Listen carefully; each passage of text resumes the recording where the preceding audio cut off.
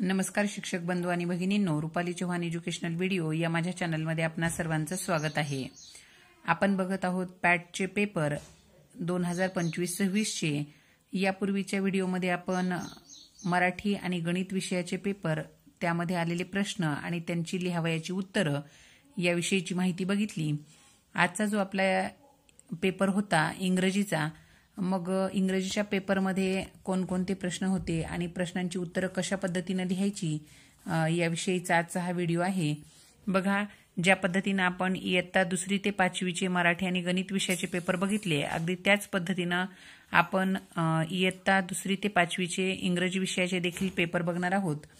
बघा, यापूर्वीच्या ज्या पॅटचे पायाभूत चाचणीचे जे पेपर बेसलाईन टेस्टचे होत होते ते इयत्ता 3री ते 5वीचे होत होते, परंतु यावर्षी इयत्ता 2री देखील त्यामध्ये घेतलेली आहे। तर यापूर्वीच्या व्हिडिओमध्ये आपण 2रीचा पेपर बघितला। आताच्या व्हिडिओमध्ये आपण बघणार आहोत इयत्ता 3रीचा पेपर। बघा, जर आपण 3रीचा विचार केला तर 3रीचा पेपर हा एकूण 40 गुणांसाठीचा असणार आहे, ज्यामध्ये प्रॅक्टिस आणि ओरल असणार आहेत 10 गुण आणि रिटर्नसाठी असणार आहेत 30 गुण, अशी एकूण 40 गुणांची ही आपली चाचणी होणार आहे। या ठिकाणी त्याच्यासाठी दिलेले इन्स्ट्रक्शन्स आहेत। बघा, ऑल क्वेश्चन्स आर कंपल्सरी, प्रत्येक प्रश्न हा अनिवार्य आहे। Figures to the right indicate full marks, उजव्या बाजूला कोपऱ्यामध्ये त्या प्रश्नांचे पूर्ण मार्क दाखवलेले आहेत। This booklet has 2 sections, practical, oral and writing. ह्या प्रश्नपत्रिकेचे एकूण 2 सेक्शन पाडलेले आहेत। पहिला आहे प्रॅक्टिकल किंवा ओरल सेक्शन आणि दुसरा आहे रिटर्न सेक्शन। दिस बुकलेट इन्क्लूड्स टोटल 10 क्वेश्चन्स, आपल्याला या बुकलेटमध्ये एकूण 10 प्रश्न असणार आहेत। Oral section for 10 marks, question number 1, recite any one song you like the most for 6 mark. या ठिकाणी बघा, विद्यार्थ्यांनी त्यांच्या आवडीची कोणतीही एखादी कविता या ठिकाणी म्हणून दाखवायची आहेत। ती कविता म्हणल्यानंतर त्यांच्या कवितेच्या म्हणण्यानुसार या ठिकाणी शिक्षक त्यांना 6 पैकी गुण देणार आहेत।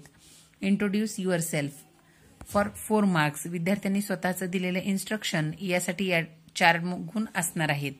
त्यानंतर writing section, question number 3 for 5 marks, choose the correct preposition from the bracket and complete the following sentences. या ठिकाणी बघा, आपल्याला काही प्रिपोजिशनवर प्रश्न विचारलेले आहेत। प्रिपोजिशनमध्ये या ठिकाणी चित्रावरून आपल्याला काय करायचं आहे, बघा, ब्रॅकेटमध्ये असणारा योग्य प्रिपोजिशन या ठिकाणी निवडून त्याला काय करायचं आहे, या ठिकाणी लिहायचं आहे। The man is standing dash dash the car. या ठिकाणी जर आपण पिक्चर ऑब्झर्व केलं तर या ठिकाणी उत्तर असणार आहे near. She was the only girl playing dash dash the boys among. The birds are flying over the tree. The little girl is sitting between her mother and father. या ठिकाणी येणार आहे between. The duck is swimming dash dash her duckling. उत्तर येणार आहे with her ducklings. त्यानंतर question number 4, do as directed for 3 marks. या ठिकाणी observe the picture carefully and underline the correct sentence from the given sentences. या ठिकाणी आपल्याला दिलेलं चित्र बारकाईनं निरीक्षण करायचं आहे आणि या चित्रासाठी योग्य ते वाक्य काय करायचं आहे, वाक्याखाली अंडरलाईन करायचं आहे। बघा, चित्र बारकाईनं बघितलं तर या ठिकाणी यासाठी पहिलं सेंटेन्स आहे I am a teacher, here is my computer. And second sentence I am a teacher, there is my computer. जर आपण पिक्चर बारकाईनं बघितलं तर या ठिकाणी हे आहे कम्प्युटर, वाक्य असणार आहे I am a teacher, here is my computer, कारण या ठिकाणी कम्प्युटर हे टीचरच्या जवळ आहे, म्हणून ऑप्शन नंबर 1 किंवा सेंटेन्स नंबर 1 हे करेक्ट असणार आहे। Second sentence, look at the picture and put the tick mark before the correct sentences in the given box. या ठिकाणी चित्र जर बारकाईनं बघितलं, याच्याशी रिलेटेड वाक्य आहेत बघा, he is running in the park, she is running in the park. या ठिकाणी करेक्ट आन्सर असणार आहे she is running in the park because she is a girl. आता ही एक मुलगी आहे म्हणून या ठिकाणी करेक्ट सेंटेन्स असणार आहे she is running in the park. Trace the correct word. बघा या ठिकाणी his her hair is long. या ठिकाणी ही मुलगी आहे म्हणजे या ठिकाणी आपल्याला करेक्ट वर्ड असणार आहे हर. त्यानंतर next question number 5. Observe the pictures and circle the correct word.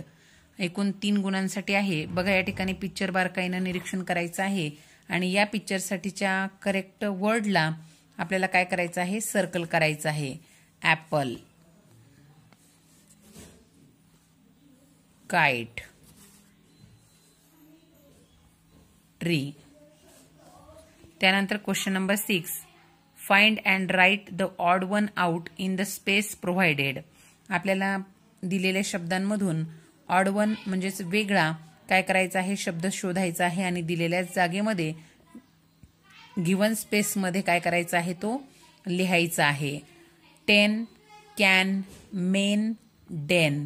बघा या ठिकाणी 10, मेन, डेन यांच्यापेक्षा वेगळा असणार आहे. ऑड मॅन आउट असणार आहे can. Pet, net, set. Odd one out असणार आहे फॅट. बॅग. बघा या ठिकाणी मेन, 10 आणि डेन. ऑड वन आउट असणार आहे बॅग. त्यानंतर next question number 7. Match the shapes with their names. एका ठिकाणी दिलेले आहेत शेप्स, या ठिकाणी दिलेले आहेत नेम्स. बघा आता हा शेप्स कशाचा आहे, स्क्वेअर. हा आहे ट्रायंगल आणि हा आहे बघा या ठिकाणी हा आहे ओव्हल आणि हा आहे सर्कल. बघा या ठिकाणी अचूक जोडी जुळवल्यानंतर 1 मार्क अशा पद्धतीने 4 मार्कांसाठीचा हा प्रश्न असणार आहे. त्यानंतर question number 8. Next question number 8. Read the following poem carefully and write the answer to the questions given below the poem for 5 marks. बघा या ठिकाणी आपल्याला एक कविता दिलेली आहे. The squirrel frisky frisky hippity hop up he goes to the tree top. Whirly twirly round and round, down he scampers to the ground. Furly curly what a tail, tall as a feather, broad as a snail. Wears his supper in the shell, snappity crackety out it fell. बघा अशा प्रकारची ही जी squirrel poem आहे यावर आधारित पहिला प्रश्न आहे. Complete the following sentence. The name of the poem is. आपल्याला नेम ऑफ द पोएम काय आहे, the squirrel. Next question. Find and write any 2 words that ends with Y from the poem. For example frisky. बघा या ठिकाणी वायने शेवट होणारे शब्द आपल्याला या ठिकाणी लिहायचे आहेत. मग वायने शेवट होणारे शब्द आहेत कर्ली, फर्ली, त्यानंतर क्रॅकिटी, स्नॅपिटी, फ्रिस्की. म्हणजे या ठिकाणी आपल्याला दिलेल्या फ्रिस्की शब्द सोडून आपल्याला हे 1, 2, 3, 4 यापैकी कुठलाही, त्यानंतर वर्ली, ट्विरली या ठिकाणी कोणतेही शब्द लिहिले तर विद्यार्थ्याला अचूक 2 शब्दांसाठी 2 गुण मिळणार आहेत. त्यानंतर write the rhyming words for. आता आपल्याला या ठिकाणी हॉप आणि राऊंडसाठीचे रायमिंग वर्ड लिहायचे आहेत. बघा या ठिकाणी हॉपसाठीचा कवितेत आलेला आहे शब्द टॉप आणि राऊंडसाठी आलेला आहे ग्राउंड. त्यानंतर बघा read the following table and write any 4 meaningful sentences. आपल्याला या ठिकाणी टेबल दिलेला आहे, यावरून कोणतेही 4 मिनिंगफुल सेंटेन्सेस बनवायचे आहेत. जसं की I am good at singing. My mother is good at playing kabaddi.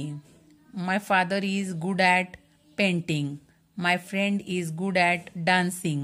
My sister is good at running. My brother is good at swimming. बघा अशा पद्धतीने विद्यार्थ्यांनी कोणतेही 4 अर्थपूर्ण वाक्य तयार केले तर त्यांना प्रत्येकी 1 याप्रमाणे 4 गुण मिळणार आहेत.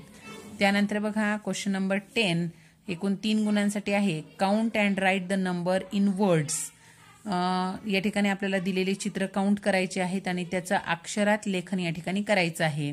1 2 3 4 5 6 7 8 9 10 11 12 13 14 15 या ठिकाणी उत्तर असणार आहे 15.